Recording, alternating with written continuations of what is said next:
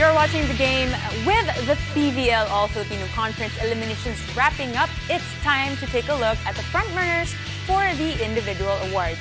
Still with us is PVL analyst Ayel Estrañero. Ayel, ready ka na ba? Ito na. Pag hindi to natupad, nako. Alright, so individual awards. Let's start off with the outside spikers. Now, Tots Carlos and Gemma Galanza, definitely, they've been very efficient for Creamline.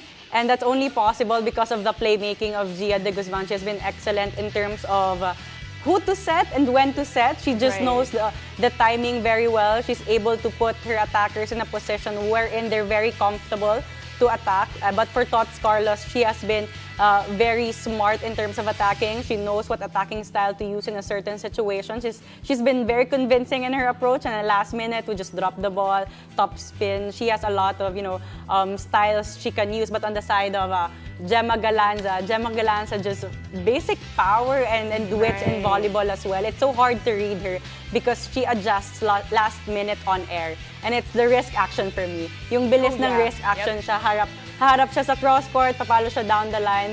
But more than anything else, it's the efficiency for both outside hitters, Tots Carlos and Gemma Galanza. Well, as a setter, Ayel, you played alongside Isa Molde and as well as Tots Carlos. Gaano ka laking luxury to na may ganitong scorers ka as a setter na parang mamimili ka na lang kung saan mo padala yung ball? No, it's very important because the outside hitters, the wing attackers, at most times, they get majority of the sets. Because it's not every time that you have a perfect first ball. And you only get to set up the middle when you have a really good first touch of the ball. So whenever you don't have that good first touch, automatically the setters go to the wing attackers. And to have a high efficient outside hitters like Tots Carlos and Gemma Galanza, that's very much a luxury. And this is how strong this Creamline lineup is. Michelle Gumabao, also 40%, 40+% yung success rate niya with these spikes. And she's also part of the best spikers natin this conference. What can you say about Michelle? I personally know Michelle from outside the court, obviously. And how has she stayed consistent, even with everything that's going on outside of volleyball? I think that's a good question. Everyone's wondering how she stays very much fit, and at the same time, the intensity is still there from the college years. But I think it really has become her personality, and it works well for her. Now she's actually #1 in spiking and #1 as an opposite hitter. But among all the attackers and the spikers and the Creamline, I think one of Michelle Gumabao is actually the most powerful in terms of attacking. She's not the type to actually go a lot into drop balls, the cut shots. She knows how to use her power. Her brand. Exactly. She knows how to use her power. She knows how to break the blocks. And that's just MG. I mean, I heard from a little bird, and the bird's name is Eliza Valdez. Sabi nila talagang napaka-competitive yan during practice. It's like, which is good, kasi it translates to the game. And speaking of, and you've already mentioned, the setter, who makes it possible for these three women to be on your list? When you have the top 3 spikers from your team, #1, Michelle Gumabao, #2, Tots Carlos, #3, Gemma Galanza, in the statistics, with good numbers, surely you have a good setter in Gia de Guzman.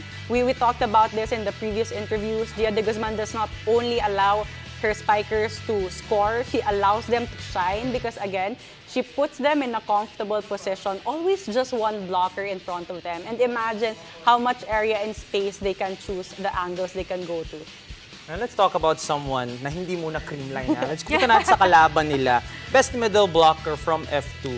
Nakakikita ko dito is Abby Maranyo, obviously, and Remy Palma. How tough is it to go up against blockers like those na hindi lang magagaling, pero again, like what you're saying about MG, very competitive pa na hindi talaga papayag na may makalusot? I think the competitive, it's really the right term for middle blockers, being competitive and aggressive because they man the net defense. They man the net, and at most times, you're facing spikers who are also challenging your defense, who are also powerful. So you have to make sure that you're competitive enough to win that joust, to win that score, to get that kill block. So it's very important that they do that. But more than anything else, I think for Remy Palma and Abby Maraño, it's really their intensity. Yes. They're not just good in terms of blocking, but they also make sure that they do well in offense. They also bring the numbers in terms of scoring. That's the reason why they are there on the top. It's not just the blocking for them, it's also in the scoring part as a middle blocker.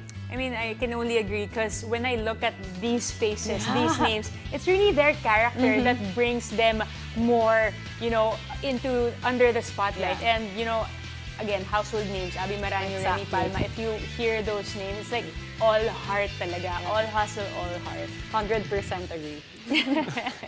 Libero natin, Kath Arado, who is ilang awards na napapanalo ni Kath Arado, a lot. whether in college, in the pros. So, what's it like going up against a libero like Kath Arado? At paano malulusot, well, PLDT obviously will have a tough task ahead of them, but paano malulusot to against someone like Kath Arado? Ito ba yung mga tipong iniiwasan mo talaga? Oh, definitely. When you have Pag nakita mo siya doon, wag doon, dito tayo sa kabila. Exactly. When you have Gia de Guzman as the heart, soul, and mind of Creamline, you have Kath Arado as that of PLDT. She gives her team an easier time to convert because of her defense. She doesn't just cover her area, but covers the other areas as well of her teammates. So it's easier for them she's giving her teammates an easier time inside the court in terms of their roles because she's able to man the entire back row of PLDT. So it's very tough to play against her kasi halos walang bolang bumabagsak when it's her defending. Again, Kath Arado, one of the energy bunnies inside for PLDT, and talagang mahirap siyang tapatan. And again, she's the one leading her team, not just in terms of like the skills department, but also the energy, the vibe inside the court. Again, How about you, Z? I wanna ask. Kasi ito yung mga pangalan na nakalaban mo din lahat to, di ba? Correct. What makes them special? Like, let's say an MG, talked about her competitiveness. Patch mo itong mga to, di ba? I mean, yun yung mga nakalaban mo. While you, sina Tots Carlos naman. What's it like na magsama-sama sila?